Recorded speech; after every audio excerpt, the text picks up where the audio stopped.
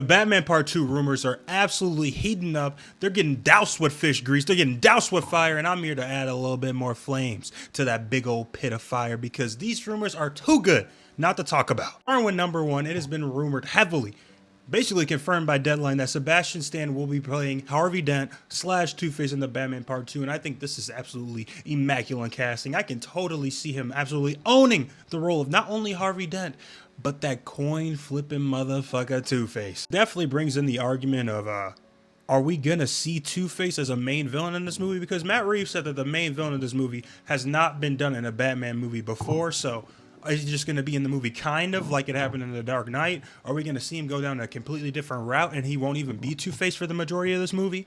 Or will he be Two-Face the most? I don't think he will be, to be honest. Most of the movie, nah, it's going to be Harvey Dent. Either way, man, from the Winter Soldier to the White Knight of Gotham City, Sebastian Stan is going to be Harvey Dent, and I'm here for it. Someone who is also supposed to be joining this cast, who says it's rumored and it's going to be an unknown role, it's being heavily rumored that it's going to be Glinda Dent, Harvey Dent's wife. Scarlett Johansson is joining the DCU. I could totally see this too. This is great casting. She realized that Black Widow can't come back for Avengers Doomsday and Secret War. She was like, yeah, fuck Marvel. I need that DC back.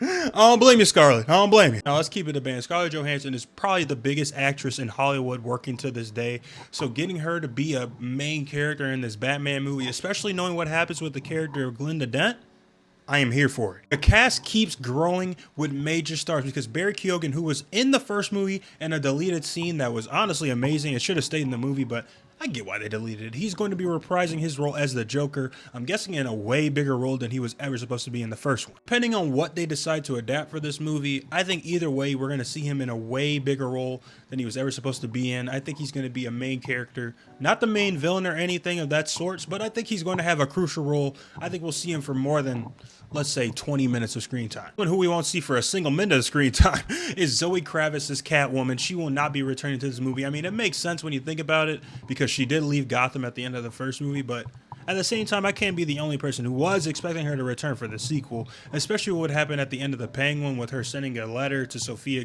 Gigante. I think that was her last name.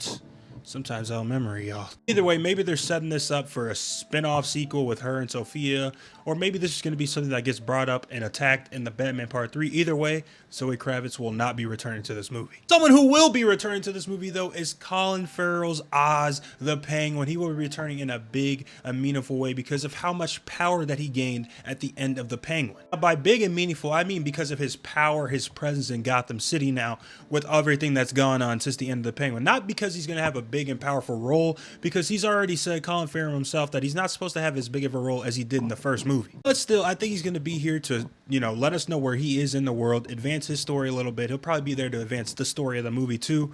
And then I wouldn't be surprised if we pick up where Oz is in the Batman Part 3 and the second season of The Penguin. The film is also rumored to be deeper, scarier, and have higher stakes, and also to have a lot more Bruce Wayne in it, which I am totally here for. We also know Matt Reeves will be returning, who not only wrote this film, but he will be directing it again. I cannot wait to see his expertise take over this shit again, man. The movie is going to start filming in spring this year with an October 2027 release date. Yeah, man, this is all we know so far about the Batman Part 2, and even with all this information, knowing that Robert Pattinson is going to return, we're going to see him be Bruce Wayne more than just Batman.